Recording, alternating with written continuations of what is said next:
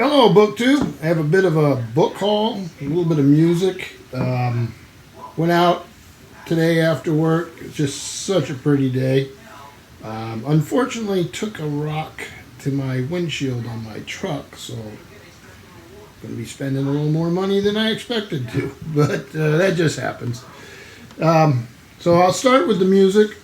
Get that out of the way for those of you who aren't all that interested in that. I've got they're just CDs.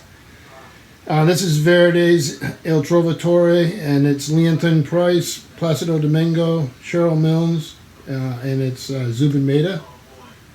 So, just be fun to listen to. I have it on LP, but sometimes the CD is convenient. Another one I got that I've had like 50 times, and I either give it away or it just gets worn out, and that's this famous old three tenors. Carreras, Domingo, and Pavarotti. Again, Zubin Mehta. Let's see if we can do that. I don't know, I'm getting a lot of reflection there. Hey, look, you can see me twice. I'm on an album cover. So, on to the books. So we'll stick with a music theme to start with, but then we go far afield. This is a Princeton University Press book, The Wagners. The Dramas of a Musical Dynasty by Nike Wagner. Here it is. Got a little bit of a ding on the dust jacket, but I have library tape I can fix that with. It's translated by Ewald Ossers and Michael Downs, and this came out from Princeton University Press in 1998. Is that the University Press date, or is that when she wrote it? It looks like 1998. So, Nike is the granddaughter, or is it granddaughter or great-granddaughter? She's a great-granddaughter of Wagner. And this is the story of not just Wagner and Franz Liszt, Cosimo Wagner. It's the story of the whole family, and Beirut, where they have they do the ring, and here we go here, and the infighting, dynastic squabbles. It looks pretty interesting.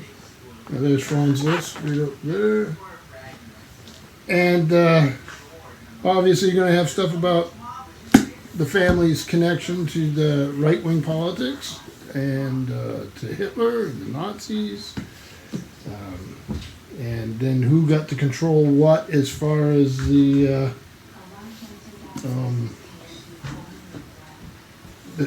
festival goes.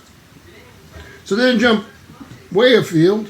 Really thrilled to find this. It's in wonderful condition. This is by Sharon Lee and Steve Miller. It has an introduction by Anne McCaffrey. Those of you who like Dragon Riders of Pern will know her. These are Leiden Universe novels, and they're the first three in this nice big trade paperback. It's in excellent condition. It's Misha Merlin Publishing Incorporated, Atlanta, Georgia. Conflict of Honors, which came out in 88. Agent of Change, 88. And Carpe Diem came out in 89. I've wanted to get into the early ones of these for a long time. I think that here's some of the novel. In the back here, they have sort of like a catalog of some of their other works. So, Sharon Lee, Steve Miller. So here they are again, the three novels that introduced us all to the Leiden universe over a decade ago. Well, it's been longer than that now. Conflict of Honors, Agent of Change, and Carpe Diem. It's time to get reacquainted with all your old friends, and then they go through some characters' names, and then there's three novels. So I'm looking. If anybody's read these or this series, let me know. I'm looking forward to getting into this. So a little bit of science fiction, right there. And then the last two are pirate books. And I'm A lot of you know I'm into maritime fiction and nonfiction, and I'm just thrilled to have these. They're in great condition. The first of these is Dover's Daniel Defoe, A General History of the Pirates. Big old thick thing here. This was, let me see if they have it here. So this is Unabridged Dover, 1999, republication of the edition published by University of South Carolina Press, Columbia, South Carolina in 1972. Has a new postscript and note on the author and the text, indexes 800 pages, and it's paperback. And there are, let me see if I can find one here just to give you a feel. There's like, these decorative chapter headings. I know there was some illustrations. But yeah, it's a very great one. So, yeah, I saw this and I had to have it, and it's sort of strange that I don't have it in my collection already. So there's Blackbeard, the pirate.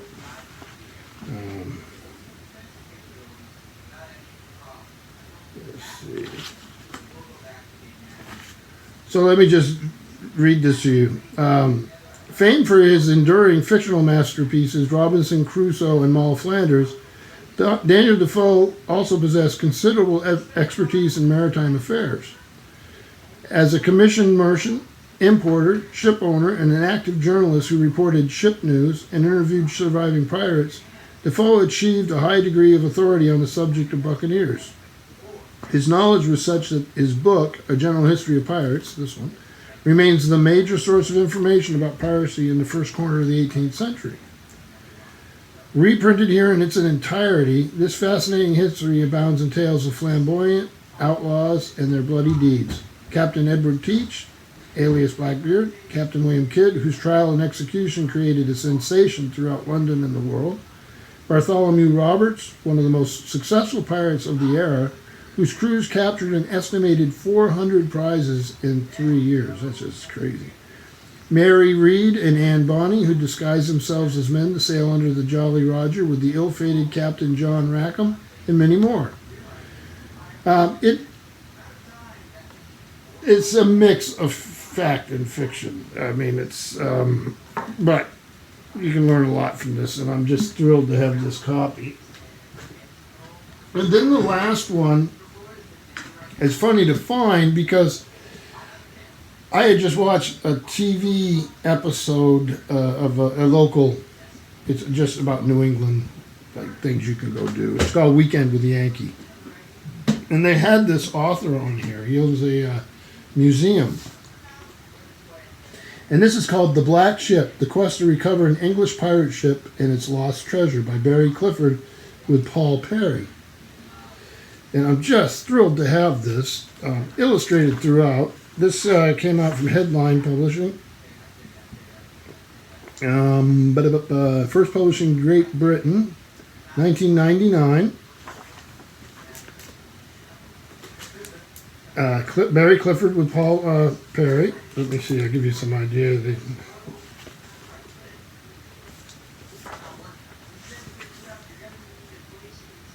So it's all about going after this treasure. And it just looks fascinating. The TV episode I watched it on was really, really interesting. And they were moving around some cannons, and it was really neat.